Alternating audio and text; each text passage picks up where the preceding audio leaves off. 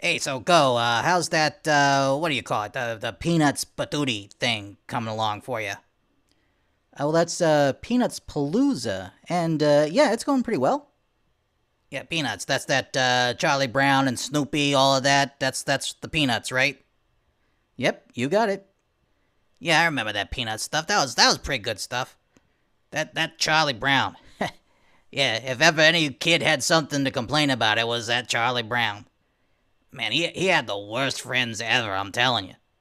His friends treated him like dirt all the time until like they were made to feel guilty about it for a little while, and then they'd be nice to him for like 5 seconds. Then they were going back to treating him like dirt the next time. Yeah, I can relate to that kid, Charlie Brown. I felt sorry for him though, you know. Hey, you know what Charlie Brown needed? You know what this whole Peanuts thing really needed?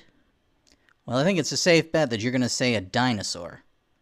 Oh, so you see it too? Yeah. Peanuts could definitely have used a dinosaur. Yeah, it needed like a little dinosaur kid among the group. You know, like someone like me, but like as a kid. You know? And I tell you, Charlie Brown would have had a lot better with me around. Imagine me as a little kid in the Peanuts universe, and like I could be like going up to Lucy and saying, "Hey, what did I hear you said about my boy Charlie Brown? Did you call him a blockhead? Did I hear right? Did you call him a blockhead? Did you call him wishy-washy? Is that what I heard? Is that what you said? You want to say it again? You want to say it again in front of me? Huh? I didn't think so. Yeah. Let's not have any more of that about Charlie Brown. Yeah, Charlie Brown would have been a much happier kid if he had a dinosaur like me watching his back, I'll tell you that. Well, hey, it sounds like you're pretty interested in this Peanuts thing. You know what I'm hearing? I'm hearing you want to do the next Peanuts review with me. Wait, did I say that? Whatever. Go ahead. I know you need me on your show. Because every time I'm not on your show suffers from an appalling lack of dinosaur. So, yeah, go ahead. I'll do the show with you.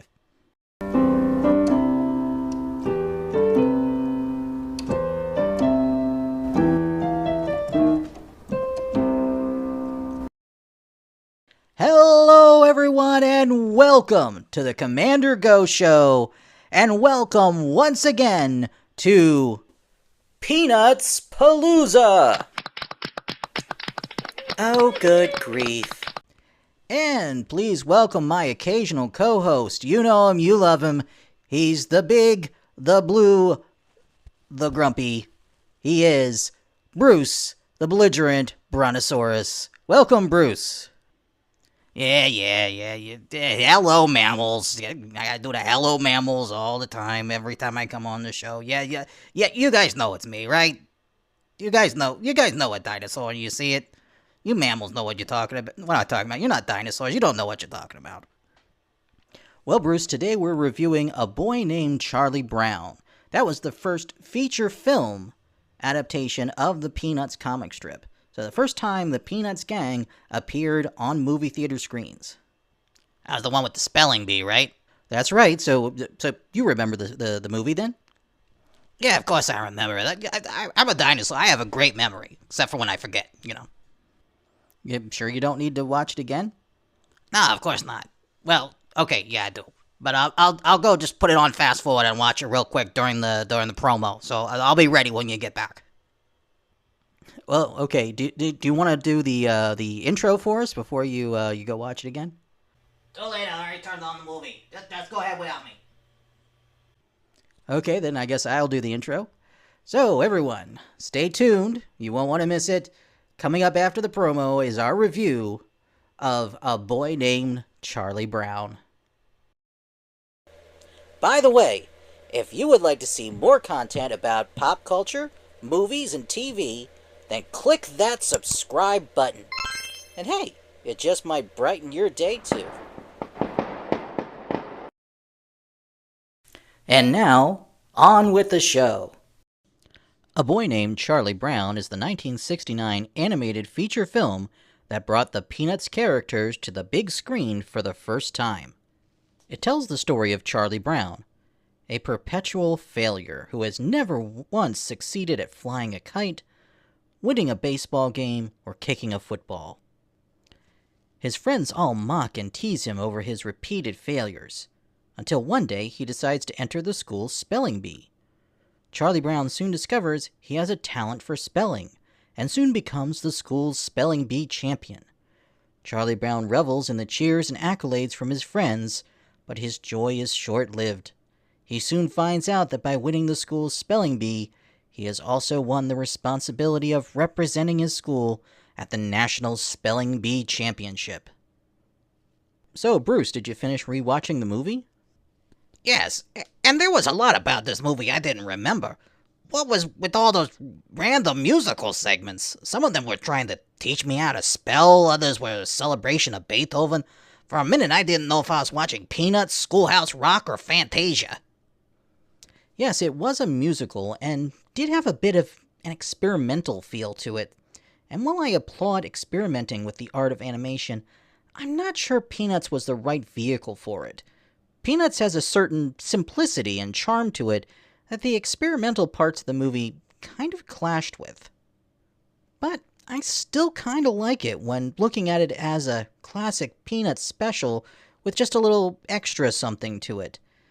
The animation is similar to the animation from a TV special, but a little smoother, with a few extra little touches and subtleties that bump up the animation quality a notch. I don't know. I think maybe it should have just been a TV special. The story could have been told in about 30 minutes instead of an hour and a half. In fact, they spent the first 30 minutes of the movie just doing vignettes of Charlie Brown failing at things, before the spelling bee is even mentioned for the first time. And the movie just kind of stops cold for 5 minutes whenever they do one of those experimental movie musical numbers. Okay, so it's a mixed bag, but it's an ambitious one. They reached for the stars, but ultimately fell a little short in the end. Yeah, that's true. Hey, wait a minute. That's what the story was about. Reaching for greatness and failing. So was the movie intentionally reaching for greatness and failing?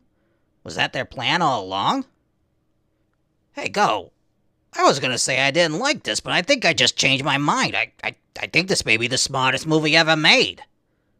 Well, I'm not sure about that, but there were things I really liked about it, and things that really fell short. The animation was good, if simplistic, but the pacing was off. It told a good and quite authentic Peanuts story, and it used the classic, jazzy Peanuts music for some of the movie, but for the rest of the movie, it was scored with a pretty generic-sounding late 60s score. But overall, I would say I had a good time with it. So we're recommending it then? I would say yes, but not a strong recommendation. It is a pretty noteworthy film as the first Peanuts feature film ever, and if that piques your interest, give it a watch. But otherwise, it's not really a must-see. Those that do choose to watch it, though, will likely find something to enjoy.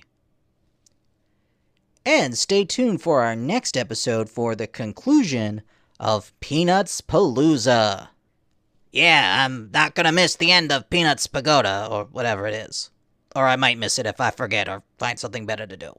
But for you mammals, don't miss it.